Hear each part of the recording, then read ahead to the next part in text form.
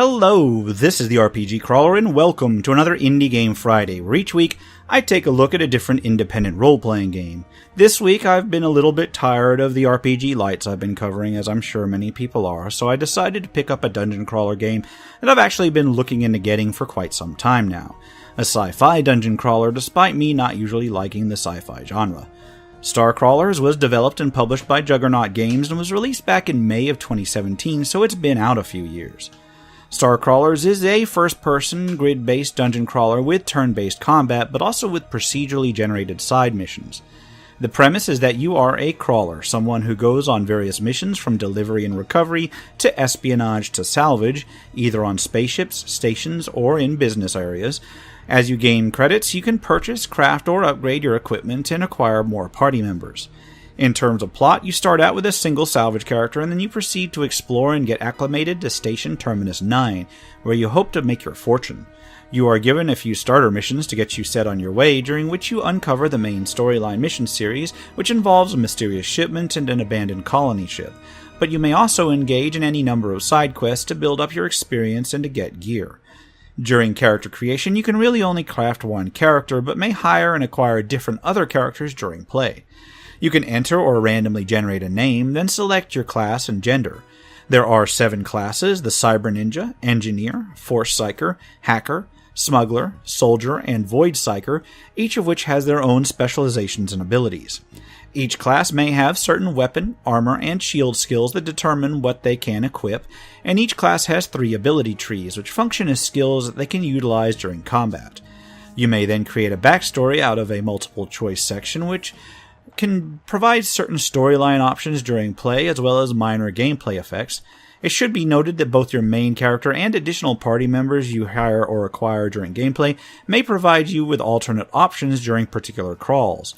Initial character creation also allows you to select a difficulty level or engage in Iron Mode that limits the ability to save. At the station, you can have a number of options. A general menu tab allows you to adjust individual characters' loadouts and abilities, the programs and accessories that you have equipped for your party's deck, as well as inspect a codex that shows what you've learned about the lore of the game. Each character has a level, a number of experience points that can be earned through the next level, health, as well as shields that reduce damage from certain attacks during combat. Each character also has statistics, including average damage based on their weapons, skills, and class, attack speed to determine when their turns are placed in combat, accuracy, critical chance, dodge chance, armor block, shield absorb, and both of those affect how much damage you take from each attack, crit resistance, and any experience boost that they may have. Characters may also have a status effect, as well as certain resistances to normal damage, energy, fire, chemical, nanites, void damage, and then fear effects. These are based, again, on a combination of class, skill, and equipment. Each character only really has 4 equipment slots: a weapon, armor, shield, and accessory. Weapons, armor, and shield types are limited by the character's class, but some may include enhancements that are mostly useful to one particular class, so it's important to make sure that your weapons are allocated properly. Each time your character levels up, you are given ability points, which may be spent in 3 ability trees. Each class has its own selection of 3 trees, although they're actually more like tiered paths. There may be either 1 or 2 skills available at each tier on a particular path, usually with multiple ranks in each skill. They need not be taken in any particular order, except that you must spend at least a certain minimum number of points in each tier on each path in order to unlock the next skill. Skills may provide additional forms of attack or modify other attacks, and are often crucial in making a class effective to its various specializations. A final major part of the party's customization is the deck. The cyber deck is what is used when engaging in missions in cyberspace and has a hardening or physical status, attack rating, critical chance, masking, which keeps your identity from leaking during a mission, evade, and defense ratings. Each deck may equip 4 types of utilities, which effectively adjust the basic stats, then may also load certain programs. Programs are used much like skills, offering different types of attacks in cyberspace combat. In the station itself, there are a number of shops and NPCs to interact with. Doc Sam's Saloon is where you follow the main quest missions and get side missions, as well as hire additional crawlers to your party. Gear and Sundries is where you can purchase and sell basic gear, as well as auto-build things that you find blueprints for. You can also upgrade certain gear here. Gear may come with various randomly determined abilities and bonuses naturally, but you can also get randomly determined upgrades, which you must then unlock through this shop. The Medics allows you to buy medicine, heal up, or reset your spent ability points in order to respecialize.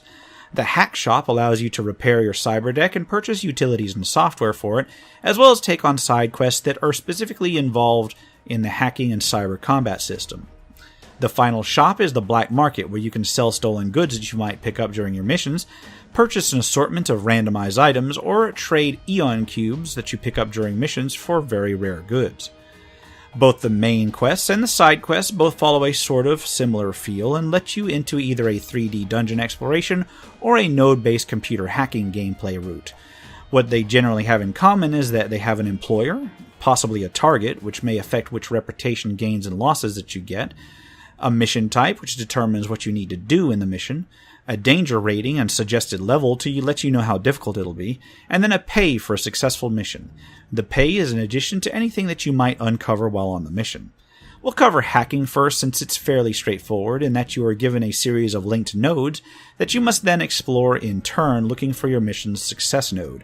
If it is under security, then you may face a certain number of subroutines in turn-based combat. You use your various loaded programs to inflict various types of damage and or status effects, and any damage that you take either goes against your deck's hardness or against its masking. If you lose all of your masking, then your identity is revealed, which may either cause a mission failure or adjust the reputation you lose during the mission, depending on what type of mission it is. If you lose all of your hardness, your deck is fried and the mission is basically aborted. Physical missions take place either on various spacecraft or at certain company installations. They amount to basically a first-person dungeon crawl. It uses standard, step-based movement, but you also have a free mouse-look perspective that allows you to explore each individual tile on the grid for discarded things or things that you interact with. These can include searching various containers or using things like computer terminals. Even some traps allow you to manually click on them to disable them. This is interesting enough because this also includes looking for things like loose panels to uncover secret access buttons. Tripping alarms or the like can increase the alert rating in an area, which may result in additional encounters. And we may also see certain encounters wandering around the map before engaging them. This results in a sort of real-time element to an otherwise step-based movement system, as you must avoid the various things like security searchlights or patrolling enemies that have their own timing. During a mission, you may uncover other side things as well. Terminals may allow access to other hacking sessions during a mission or allow you to uncover special data or side quests, meaning that you can, in a single mission, randomly come across one side mission inside of another side mission. You are often given the chance to pick up various valuables that are owned or recognized by a faction, which can result in changing that faction's perception of you if you decide to take them. There is a large number of factions in the game, by the way, which can offer their own missions and own rewards. Reaching certain levels in a particular faction may actually unlock certain bonuses as well.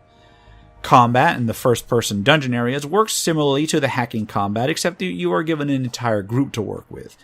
Combat proceeds in turns, with the order determined by the delay of particular attacks and abilities that each individual character uses. Enemies are arrayed before you, possibly in multiple ranks, with enemies in the back being harder to hit. Whenever each character's turn comes up, they may execute an attack with their basic weapon or use one of their skills. Each class has its own special mechanics related to its skills. For instance, Psychers or Void Psychers build up void feedback with their void abilities, and if it gets too high, they explode, stunning themselves and damaging everyone else, including the enemies. Sometimes this can be beneficial, but usually it's not. When characters take damage, it can reduce their shields if their shields block it, and then reduced by their armor and any resistances that they have before finally damage is applied to their hit points. On a victory, characters are allotted experience for the win, as is pretty standard for a dungeon crawler. Aside from that, the play cycle is simple. Upgrade your party's gear, enter a dungeon, get the reward, rinse, repeat. Graphically, the art style is simple and clean, the environments are well realized, if a little bit repetitive, and the user interface is reasonably easy to navigate. The music is pretty decent, appropriate for the setting, and relatively non-intrusive. The writing is actually pretty humorous in places, although I'm not sure how well it'll hold up under an extended playtime. I will admit that I found the combination of step-based maneuvering and the free-look exploration a little bit awkward and hard to get used to, although not so much as to put me off the game entirely. The game cycle itself is relatively fun, having both elements of a first-person dungeon crawler of yore and a top-down loot-focused procedural dungeon crawler of the modern era. Of course, if you can't stand procedurally generated stuff, that may not be the best thing. As a result, the gameplay loot can become repetitive. The hallways of the various places you can visit during missions do eventually begin to look the same, even if they have a different company branding on them, depending on which corporation you're actually dealing with at the moment. The enemies, likewise, seem to be simple variations of a few different types. Combat can be a bit boring unless you play on a higher difficulty level, and then you're basically forced to think more tactically based on your character's abilities and the combinations thereof. However, if you are the sort that enjoys the repetitive loot runs that procedurally generated dungeon crawlers can provide, you may really enjoy this one. I know I did. The combination of different class specializations, gear ratings, and gear upgrade paths makes for a fair bit of customization over the course of the game. The full price isn't out of bounds for the quality of it all, and I, at least, found it reasonably worthwhile when I picked it up on sale. And on that note, I'm going to leave it off here. This has been the RPG Crawler with Indie Game Friday StarCrawlers. As always, I'll put a link to the Steam page in the description below. If you like what you've seen, remember to leave a like, comment if you got any feedback, and subscribe for more RPG content, both tabletop and computer. Until next time, take care and goodbye. And if you're still watching this far, I'd like to take a moment to thank those who have supported this channel via Patreon or direct donations throughout the years, without which this channel could not have lasted as long as it has. For those who are feeling particularly generous, you can still support my work through Patreon and now through Subscribestar as well, through the links in the description below.